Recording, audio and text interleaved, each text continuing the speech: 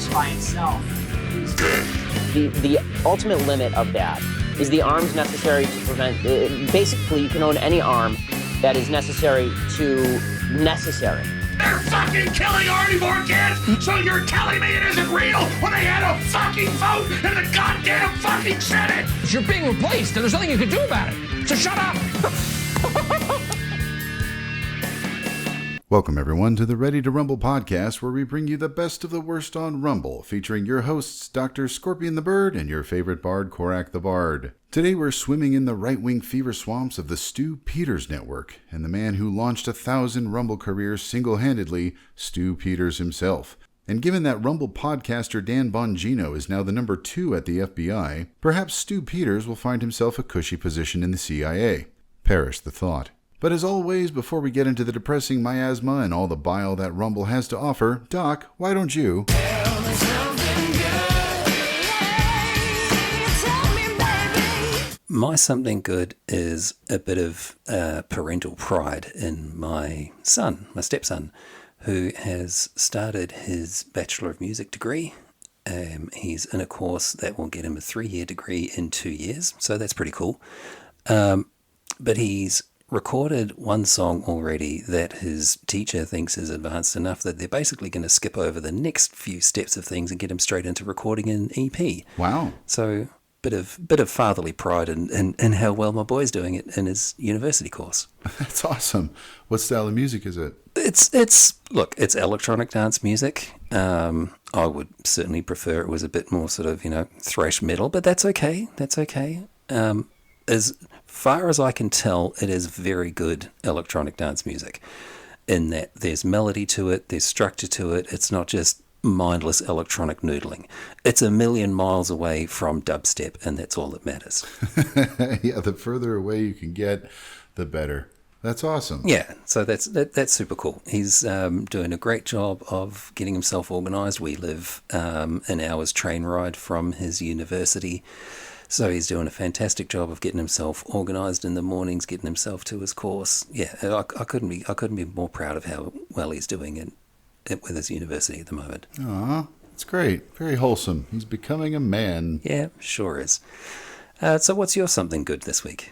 Oh, you'll never be able to guess. My something good is I finally made it to Costa Rica.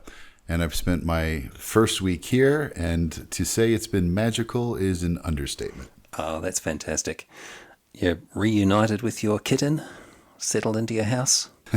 LB and I are enjoying the place, and as if to underscore the point, so tonight I was getting ready to prepare for this podcast, and I hear music just kind of drifting in through my back door, so I go out on the patio, and my neighbors are having a little get-together, and they've hired a little band to play for them.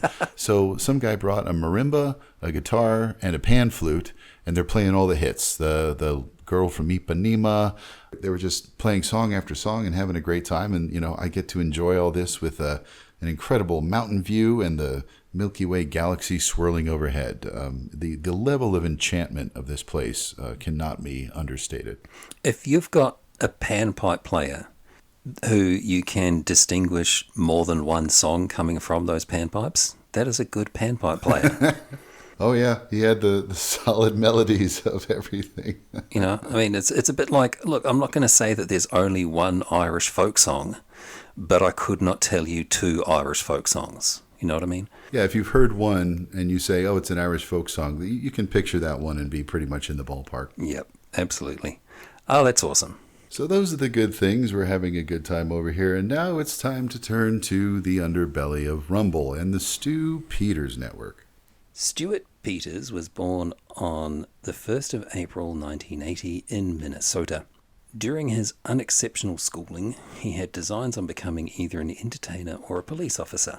The latter career ambition was somewhat curtailed when, as a teenager, he was convicted of stealing several $100s worth of stereo equipment from the Radio Shack he was working for at the time.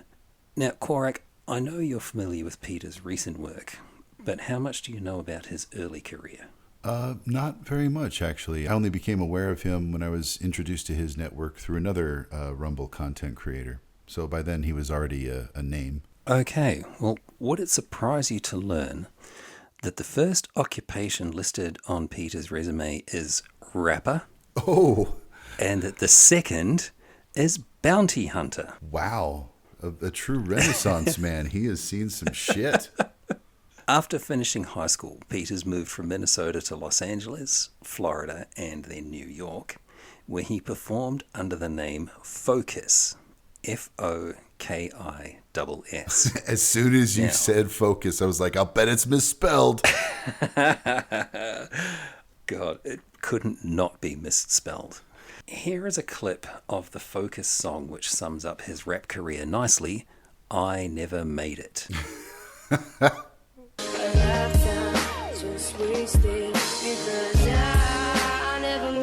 No regrets, right? It's just something people say to be nice. Specifically, the ones you dial when you're faded at night. Drunk talk like, come and see me, man, I'll pay for your flight. You gotta hear this new shit I'm on, the video's right. Dog, I've been talking to record labels, investors, promoters. The future looks real bright for Focus.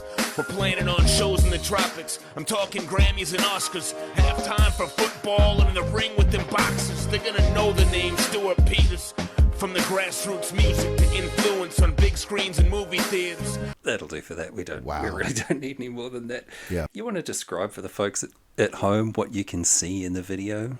Describe Stew Peters' look for us. So, yeah, he's got a very patriotic red and blue hat on with a leather jacket, because that's hardcore. And, he's rapping in the streets with his girl. But then it cuts to an office where a lawyer apparently is denying his loan or something. I don't know. It's a mess. He's weaving a tale. He's a genuine troubadour, weaving a tale like that. Wow. Now, your bird here is no judge of hip-hop. So I enlisted the assistance of a hip-hop aficionado, friend of the show, Sister Phantasmagoria. Ah. Her opinion of the Focus track I Never Made It is, and I'm quoting directly here, sucks fucking donkey balls, rapping so slow it sounds like he's talking. The hook, the woman singing the hook, is okay. Second verse, he tries to speed it up. The notes here are off-key, flow fucked up. And I can do no better than the YouTube comment where one dude says, dude need to get WD-40 to fix his flow. That is very appropriate. It is at the level and speed of, my name's Stew Peters, and I'm here to say I love Goddamn Republicans right it in is. a major way. Like, could it be any more basic? Goddamn right it is. Yeah. So, I mean, I'm not a rap fan. I'm not a hip-hop fan, but even I can tell that this is bad. I just needed the word of someone who appreciated hip-hop to confirm it, you know? Yeah. No, and I am a hip-hop fan, and this is not very good at all. Look, my hip-hop fandom extends to Rage Against the Machine, big surprise there, and small amounts of Body Count back when I was in university. Okay. So, let me tell you a little story from the summer of 2000, where Tyrell Ventura, son of former professional wrestler turned actor turned governor of Minnesota, Jesse Ventura, Oh, shit. was casting for a short film he was directing. A young man claiming to have contacts in Hollywood auditioned for a role in the movie. This young man told Tyrell that he had been a teen heartthrob in a moderately popular 1990s sitcom. Tyrell was impressed by the young man and invited him to stay at the gubernatorial mansion. After a few weeks, Tyrell became suspicious of the young man and some of the inconsistencies in his story. He took these suspicions to the state police, who confirmed that the young man was indeed an imposter with several outstanding warrants connected to minor crimes. Oh, my God. The young man was then evicted from the mansion by the state police. And that young man was Oh, no. Stew Peters. No, what? So he's invited to live with Jesse the Body Ventura. Sorry, Jesse the Governor Jesse the Ventura. motherfucking Body Ventura. And he gets booted? Like, what is happening? It's insane. Apparently you could get away with that shitting back in 2000. Wow. Come live at the mansion for a bit. Oh, sorry. No, you're actually a serial killer. We got to let you go. What the hell? And who are these people that are, like, if they're inviting talented young musicians to their places, where the fuck are they when I'm in the room? Yeah, it's wild, man. I don't know what to tell you. So, after failing as a rapper and being busted as an impersonator, Peters opened the Twin Cities Apprehension Team. This led to his arrest in 2006 in Florida for impersonating a police officer. I was going to say, that sounds like an Oath Keepers, like, dollar store brand. Was he trying to arrest immigrants or something? General bounty hunting. Outstanding warrants. Oh, that's right. He was a bounty hunter. And yeah, with the warrants, he knows the law. So, yeah, perfect. He certainly knows about outstanding warrants, that's for sure. Who was the bounty hunter assigned to him? Well, what's truly fantastic is that in 2015, Minnesota changed its laws about what bounty hunters can wear and do, specifically targeting those changes at Stew-pendous, because it was his thing at the time to dress in a black uniform that resembled cop gear. He would ride around with his German Shepherd dog. He would have a blue light on his car. But at the time, Minnesota's laws didn't specifically preclude all of those things. So Minnesota changed its state laws specifically to stop Stew-pendous from being Stew-pendous. Well, now we can answer the question, what would Eric Cartman look like all grown up? And it would be this, and they would have to change laws for specifically this one person. Oh, God, tell me he said, respect my authority. I got my dog! So, in 2017, a fugitive by the name of Ramon Henderson was at a used car dealership when he was approached by two men claiming to be federal agents. Cell phone footage shows one of these two agents trying to arrest Henderson. Henderson then drew a gun, and moments later, all three men were dead. Jesus. The agents were in fact bounty hunters in the employ of Twin Cities Apprehension Team and working for Stew-pendous. Oh my God. But this incident did not end Stew-pendous' bounty hunting career. Why? For God's sake, why? Because it ended a couple of years later when he was arrested and convicted for disorderly conduct following a domestic disturbance. So according to murder, the police. Okay. Yeah, his dude's shooting a guy down didn't close his business, but coming home drunk from his bowling league and throwing household items at his wife did. Priorities, America. Look, I'm all for, police taking domestic disturbances seriously and violence against women seriously. Sure. But, this is a guy's life, Right. Yeah, according to the police reports, this was not an uncommon thing for Peters to come home drunk and belligerent and violent. But on this occasion, he couldn't find his wallet, so he took his wife's wallet, leaving her feeling trapped and saying, quote, "I don't know what he's capable of doing when he's drinking," end quote. Wow. You mean to tell me a man who takes it upon himself to form a vigilante band that's rounding up immigrants has a drinking and domestic abuse problem? What are the odds? I know.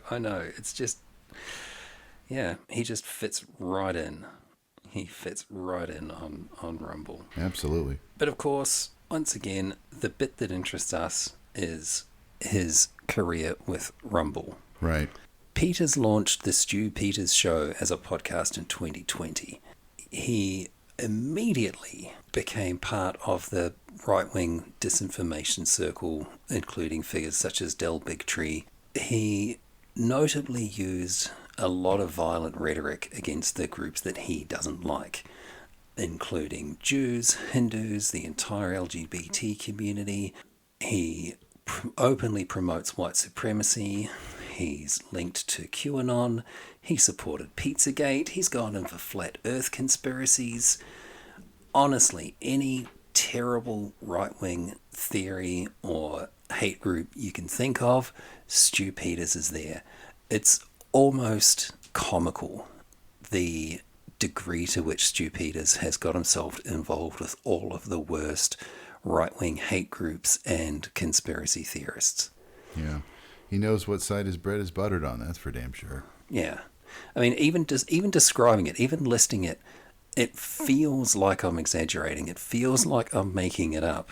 It feels like It feels like I'm making it up when I quote his executive producer Lauren Witzke, which is a name that may or may not be familiar to a few people, when she says, "It's not a Stew-pendous rally unless we're calling for executions." Jesus Christ. The list of people Stew-pendous has specifically called for the execution of include Hunter Biden, Anthony Fauci, Catholic charity workers in general, Taylor Swift, and Travis Kelce. Wow.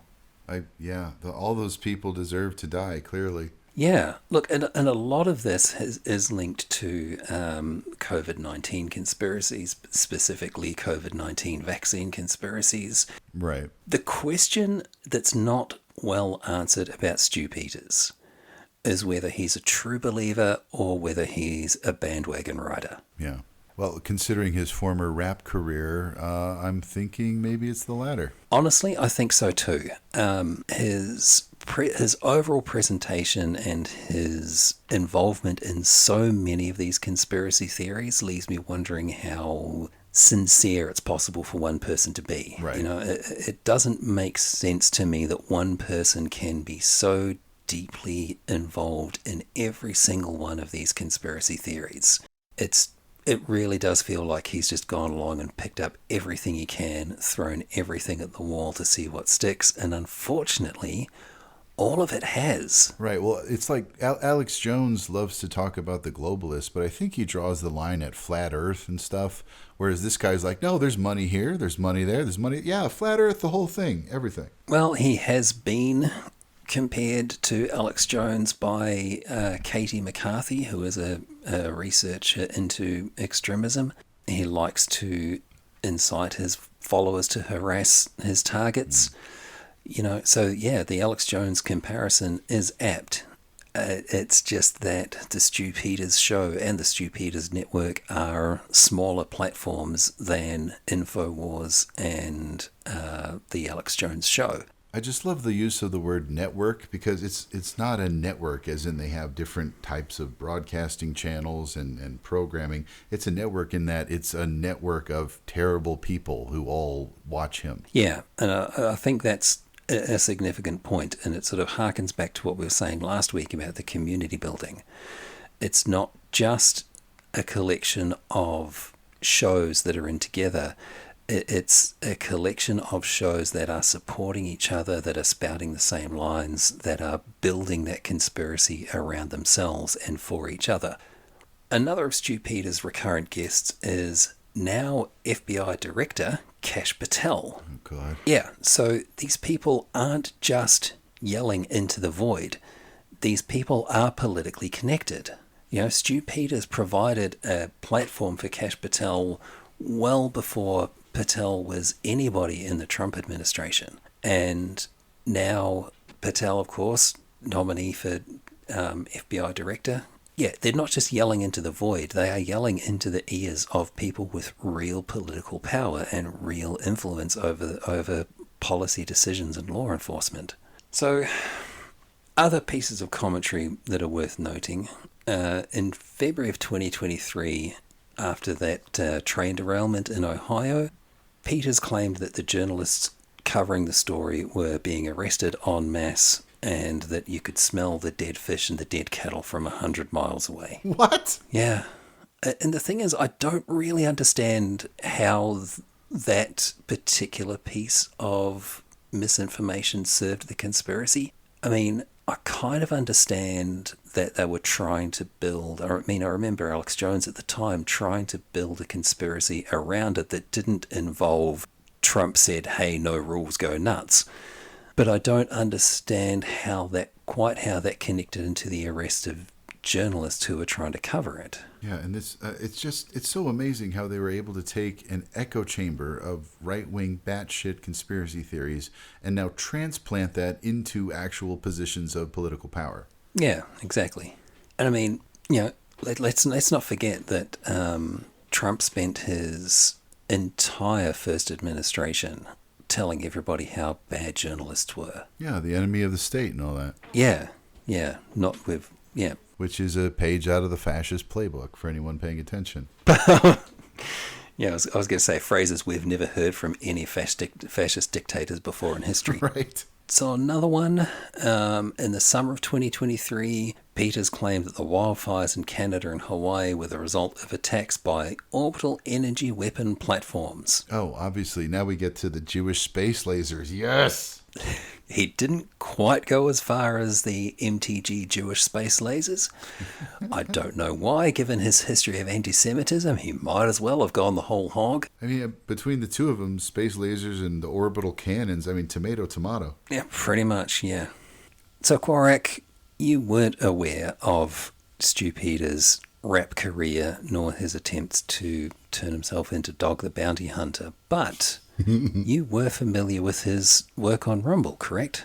Oh, yes. The Stew-pendous network, when I was introduced to it, was already a huge entity in Rumble. So, do you want to tell us a little bit about what you found while you were looking at it? Oh, yes, I'm happy to, and I'm so glad you asked, because the man who introduced me to the Stew-pendous network, his name is Teddy Daniels.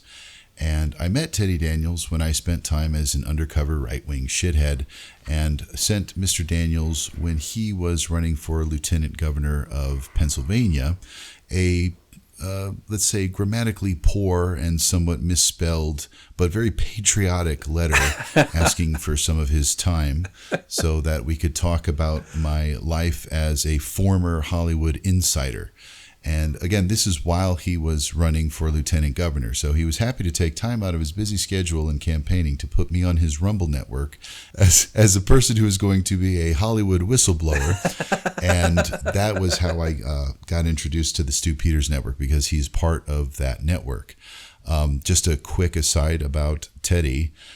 He was a cop. He did serve in the Army and saw combat in Afghanistan.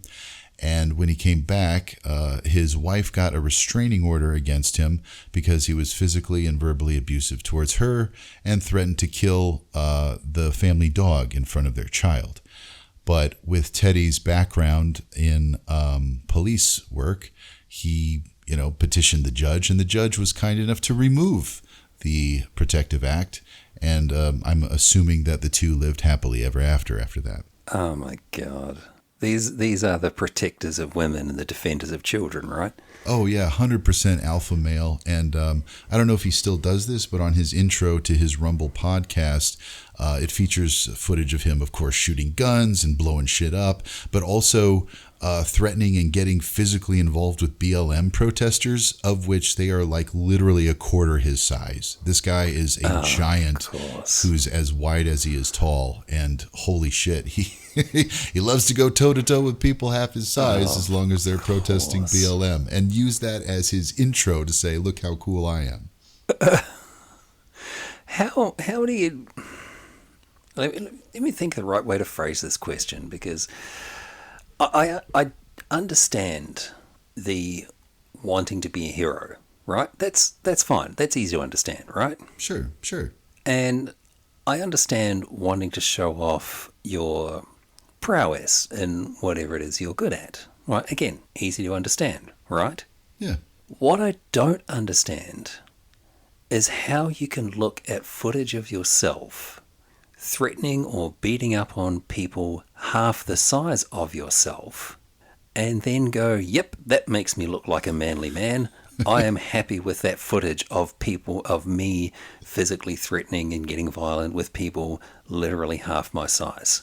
Well, I think I can put a point to it, and that's that, owning the liberals is chief amongst most Republicans. That is what they really want to do. And he got to live out the meme where he's the big, strong Christian man beating up the poor, lowly, enfeebled, effeminate trans person. And, that's a fantasy come true for them, because they'll post that shit on Twitter all day about that kind of stuff. But he actually gets to do it. So for them, that is a heroic moment. Good God. Yeah, I guess. Yeah, that actually does make a kind of sense. I've got to give it to you. Yeah. I did like the grammatically poor introduction letter, because let's face it, if your spelling and grammar had been correct, you'd have given the game away from the jump. Exactly. And I cannot wait to delve into more of my time as an undercover Proud Boy, because, yeah, that's that's how they communicate. And I've got a list of people who wrote back even worse grammatical errors and syntax and things. And I'm like, I'm glad I didn't have perfect spelling in that little missive that I sent out, because it would have given the game away. Now, you mentioned that he was running for lieutenant governor. How did that go? He, fortunately for America, did not get elected. He was among, I think, 9 Republican candidates for the job. So somebody without, his history got in. I forget who it was. Not that it matters, because when it came out, these allegations about his domestic abuse, not a single Republican stepped forward to denounce it or say literally anything about it, because, that's what alpha males do. They protect their own. After losing his bid for lieutenant governor, he went into making customized AR-15s. So if you want an AR-15 with a little Tasmanian devil on it that says adios or something like that, he can hook you Oh, up. for fuck's sake. Jesus Christ. Yeah. Yeah, I liked after one of the school shootings, because, I did see a tweet where somebody posted that AR in AR-15 doesn't even stand for assault rifle, stupid libs. Right. So your point is invalid. Well, to which I replied, yeah, the AR in AR-15 stands for who gives a fuck, civilians should not have military-style fucking weapons. No, yeah, he's the king of custom assault rifles. So yeah, that was my introduction to the Stew-pendous network, because when he agreed to speak with me, he's like, oh, by the way, that's a little feather in my cap. I'm on the Stew-pendous network. And that's when I realized with dawning horror just how large the scope of Rumble had become at that point. And I was also introduced to the format of most Rumble shows, which are not the format of any, typical show you would watch. It's here's why liberals are terrible, here's why Republicans are great, here's why you should worship Trump, buy gold, buy gold, buy gold, and here's my guest who is also going to try to grift some money from you, because, and this literally happened after I was on his show, the next guest was a person who was arrested on January 6th and was using his time in the spotlight on the Teddy Daniels show to beg for money for his legal defense. Wait, wind that back a couple of seconds. You were on the Teddy Daniels show. Oh, yes. I was his featured guest because I was the undercover Hollywood whistleblower. That's all it takes to get a spot or, be arrested for January 6th. What did you say? What did you tell him? I'm fascinated now. Oh, we're going to save that for a later podcast episode because it was a full interview. I started with asking him what he thought woke meant, and that'll be another little collection that we have to feature because I've got so many nuggets from so many right-wingers giving so many different definitions as to what woke is. So that's where it started, and then I just spun a yarn about how I was in Hollywood, but I was going to uncover the whole pedophile ring, and he was all ears. And then, of course, we had to take a break to tell people to buy gold. And then he brought in the next guy who was, shilling for his legal defense fund. Oh, my God. That's astounding. I mean, what's astounding is, looking for whistleblowers to bring down a cabal of pedophiles, because I can do that for them if they want. I've got information about that. It's called the Catholic Church, and their offices are almost every town everywhere. Yeah, pick, and it doesn't even have to be Catholic. Pick most churches, and you will find a little something there. I mean, it's been years since they've been arresting pedophiles and child abusers of that nature at a rate of about one a day. And they're not fucking drag queens, I can tell you that much. Yeah. If you're a listener to the Friendly Atheist podcast, you'll be familiar with the institutional responses to the child abuse. The Southern Baptist Convention recently released a report. They've been through their own stuff. And of course, on the individual basis, if you're on Twitter, you can follow Bex, the Antifa operative who posts several times a day law enforcement officers and various Christians who get picked up for child sex offences. I mean, it's gotten so common that I have a rote response, which was, quick, what library did they perform at and what was their drag name? Yeah. I know the whole not a drag queen thing. It's tiring. It's just so tiring. Yeah. I do question at this point if we'll ever get to a place where you can hold the parents culpable, because if they knew something was going on and still drug their kid to church every Sunday, maybe they should face some accountability as well. I think that's a fantastic idea. I think knowingly taking your child to a place where there is a much higher than average risk of that type of endangerment, knowingly doing it, I think you should face consequences for that. We, of course, know it's never going to happen because we've carved out this exception for religious everything. Yeah. If you look at the DSM-5, where it describes delusions and hallucinations, the DSM goes out of its way, really bends over backwards to avoid describing religion as being some kind of delusion. Because when you stop and think about religious belief versus a quote-unquote true delusion, there's no difference between them. And so the DSM has to work really, really hard to provide a medically relevant diagnosable definition of delusion, while at the same time not offending every religious person in the world everywhere by painting their beliefs in the same way. Right. But wouldn't indoctrination also kind of play a role in that, where it is slightly different than delusion because let's say your whole community is telling you since birth that this thing exists? That's a fair point, yeah.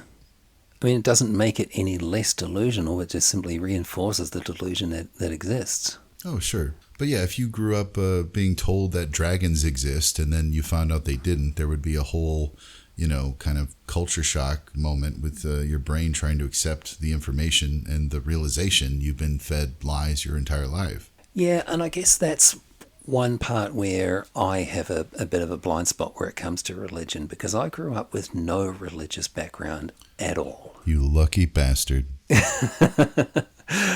My parents weren't anti-religion, they weren't pro-religion, they didn't go to church themselves, but inevitably at school we'd have friends who were Christian who would say, come along to Sunday school, it's great. And so we'd say, can we go along on Sunday morning? And my parents would say, yep, sure, whatever, go for it. We got 4 kids, getting rid of one of them out the house for a couple of hours is great. But at the same time, they weren't ardent atheists. They weren't anti-religion. And it did take me, well into my adulthood for me to truly appreciate how uncommon that sort of upbringing is. Yeah.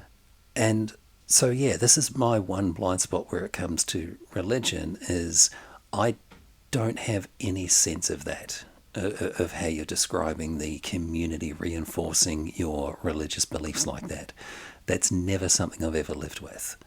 Right. And so in terms of how that relates to a delusion, I don't have a first-hand feeling for how that feels to have your delusion reinforced by everyone around you. Right. And I can, just briefly to speak to that, when I was going through my deconstruction of my religion, and I brought the things that I was looking at to my wife, who was also religious and remained religious for a lot longer than I did, but she's now an atheist. She would hit all the main tropes that you hit when talking with a theist. What's the purpose of your life, and where are we going? And are you telling me these are all lies? That's not necessarily delusional. That's, having a break with what you've been taught is real up until this point. Yeah. No, I kind of get where you're coming from, but again, it's not something that I can genuinely say, yes, I understand, because I just don't have that background. Well, that got real heavy. How about we lighten it up a little bit? Quark, I got a question for you. Do you want to play a game? Oh, I love your games. Excellent, because once again, if you'd said no, would have fucked up the whole format. This is a game I like to call Stew-Pid or Stew-pendous. This sounds a lot like Dan Bongino No or Dan Bongenuino. Oh, you would be mistaken, my friend. This is a totally original game format that's not copied by any other podcast anywhere at all. Oh. I'm going to read to you 3 quotes. You're going to tell me which are the true quotes, the Stew-pendous quotes, or which one is false or stupid. Are you ready to play? Sounds like a blast. Okay. Quote number 1. You're going to find out how you can get through life without paying federal income taxes. You don't have to pay federal income taxes. I'm already thinking that's just a late night infomercial, so maybe he did those. Quote number 2. Since I have recently been considering this conundrum, I have not seen any evidence to suggest that there's any truth to what NASA or the government has been telling me since birth. I don't believe them. I will not be gaslighted into just believing a lie or assuming something is truth just because it's repeated relentlessly.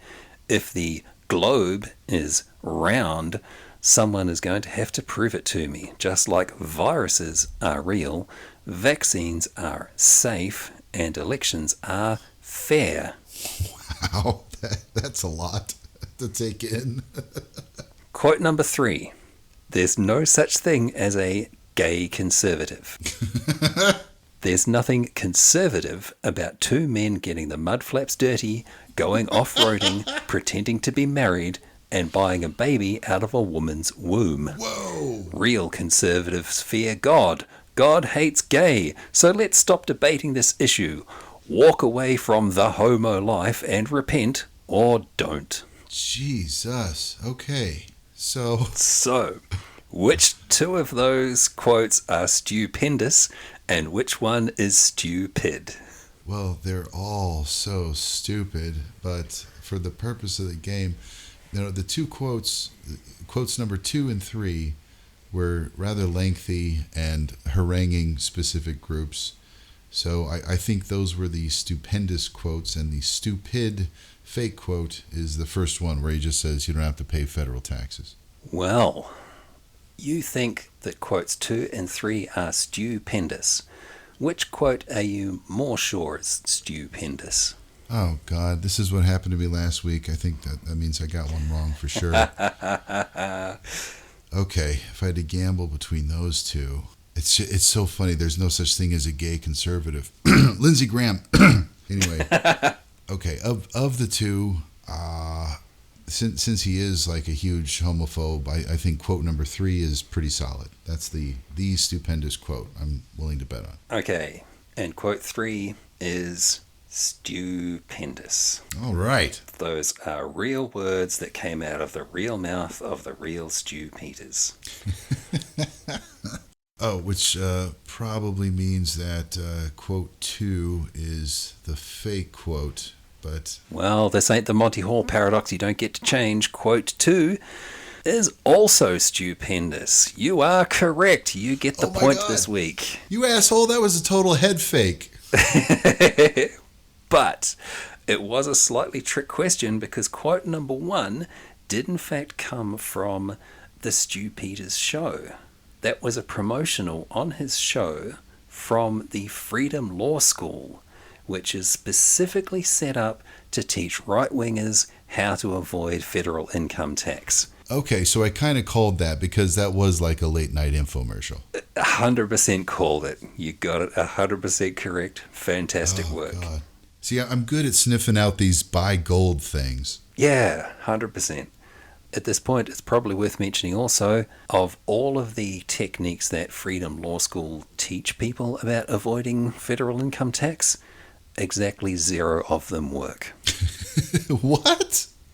You mean they're not accredited and totally in line with the law? What? Freedom Law School is not an accredited law school. The Law School of American Samoa is an accredited law school. One of their lines is, you, capital letters, can defund the monstrous federal government by not filing and paying federal income taxes you legally never owed anyway. I don't know if you ever saw this. It probably didn't make it to Australia, but when I was growing up, there was a late night guy who was saying that he wore literally a Riddler costume with questions all over it and wacky glasses. And he was like, hey, subscribe to my thing and I'll tell you how you never have to pay taxes or your water bill ever again. And he had all these little tricks. The people who bought his book were stunned to realize that, when he said you can get money from the government for free, what he meant was you can apply for disability. Here's how you do that. Oh, Jesus Christ. they're grifting each other. Yeah. Like, And loving it. Like, they are pigs in shit. They are so happy over this nonsense. well, that was Stew-pendous or stupid, and you won the day. Well done, Bard. Well done. I don't feel very stupendous. You should. You should. Well, that's going to do it for today, folks. Just remember that Rumble hosts are like cockroaches. If you've seen one, there's 1,000 more just like it crawling just under the surface. Thank you as always to our subscribers, and a major special thanks to our lovely and devoted patrons. For more information on the show or to offer concerns, questions, quips, quotes, or queries, feel free to email us at birdandbardproductions@gmail.com. And to join our Patreon for exclusive and early access to all of our content, slide on over to patreon.com/KorakTheBard. Until next time, I'm your favorite bard, Korak the Bard. And I'm Dr. Scorpion the Bird. See you in the next one, folks. The preceding podcast was copyright Bird and Bard Productions 2025, all rights reserved. All music was recorded by Bird and Bard and used with permission. All clips are used under these provisions of applicable copyright laws.